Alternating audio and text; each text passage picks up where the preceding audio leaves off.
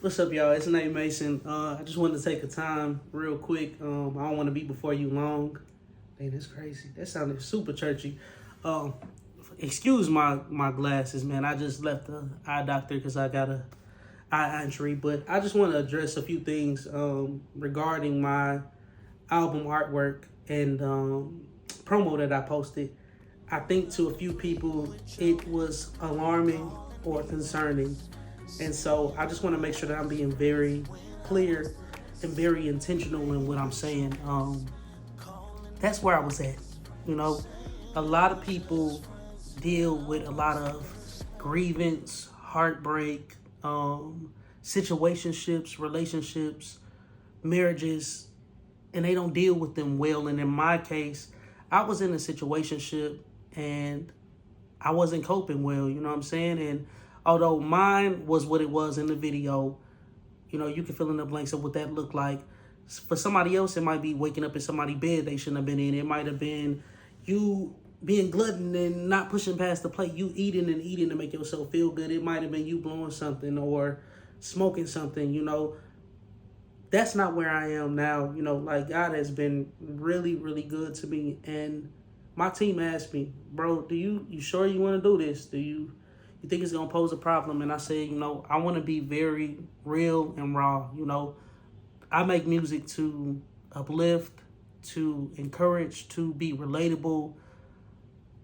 I want people to look at it and listen to it and go, man, I remember when I was there. I remember when I experienced that.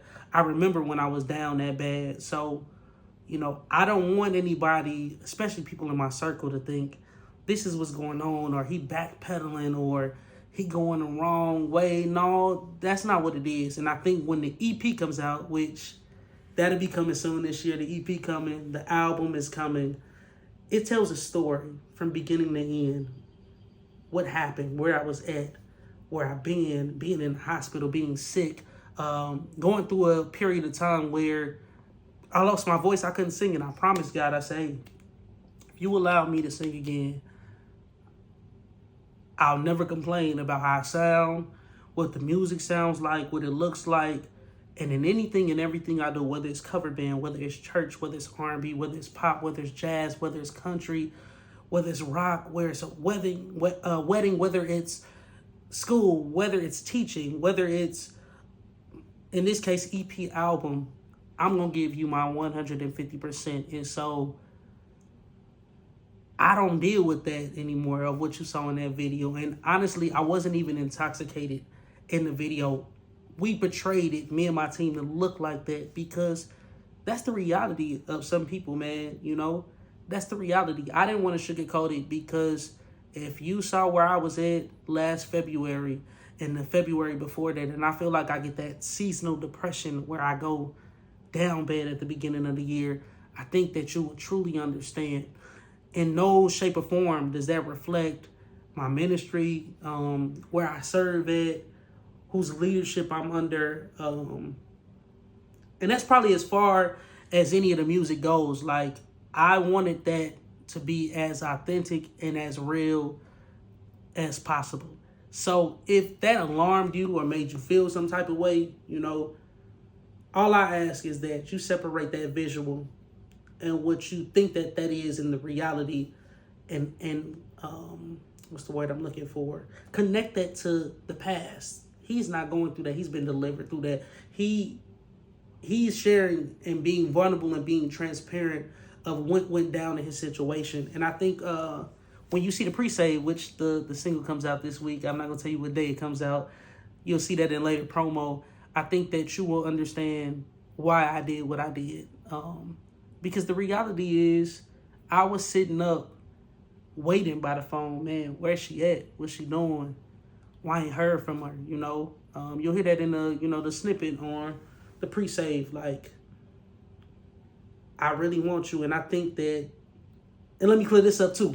This is not an old situation. This is something recent. This is within the last 2 years. Like, high school heartbreak, college heartbreak is way different than grown man heartbreak. Because when you are a grown man and you are settled in yourself and you know what you want, This is, I want you to be the mother of my kids. This is, I want to lead you. This is, I want to protect you. This is, I can see a future with you in my life. This is, I want to make you better. You make me better. That hit way different. And so in my case, I was stuck on a person that had probably no intentions of ever being anything with me, you know?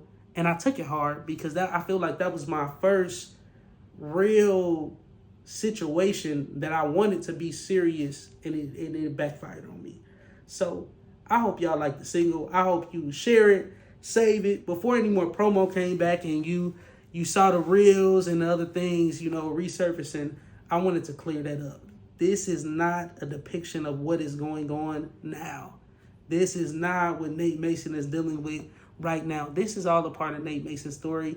And I want to take you on a Nate Mason experience and just let you into my life, let you into what I had going on, and hopefully that it'll bless you, make you better, and realize, man, if he got through it, I can too.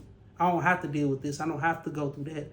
If somebody's not showing up for you, not giving you the time, not giving you the energy, not being there, not showing you that this is what they want, leave them alone, man. And I, if I could go back and tell myself that, I would. If I could go back and slap myself, I would. And it's not that it's a regret, because out of all of this hurt, out of all of this pain, out of all of these issues, letdown, disappointments, you know, thinking highly of someone that I probably shouldn't have, like, I became the best version of myself. And it didn't look that way. I definitely get what the old saints were saying when they be like, you know, oh, I don't look like what I've been through. Well, some of them, I ain't gonna lie. Some people look like what they've been through. But I feel like I ain't look like what I've been through, you know, like I went through a lot. But on the flip side of that, I realized how blessed I've been to play on stages and sing with people that I never got to sing with, or know people that I never got to know, from Jamesia Bennett to Paris Bennett to Javante Patton to Jonathan McReynolds, you know, Maya Michelle, you know, L.A. Buckner, Mint Condition, Stokely, you know. God has really blessed me to travel, to do things international, to play weddings and corporate stuff all the time. And I wish that during the time I was experiencing some of these great things, that I was more thankful for what I was experiencing. And I think now it's just like any opportunity I get, I owe it all to him. So, you know, I hope that clears things up and that gives you a little bit more understanding of what it is. And if you don't understand, I get it. You know, it is what it is. You know, you don't have to support it. But I want to make sure that I'm being intentional and clear on what that looked like and why that looked like what it did. And single comes out this week. EP comes out this week. Not this week, I'm sorry. EP comes out this year. And album comes out this year. And Nate Mason Experience, Nate Mason Concert, Nate Mason 30th birthday celebration is coming out this year, along with some other surprises. So stay tuned. Let's run them numbers up. And, keep playing the song, man. My kid's in tune, so I need everybody else to get in tune. All right, peace.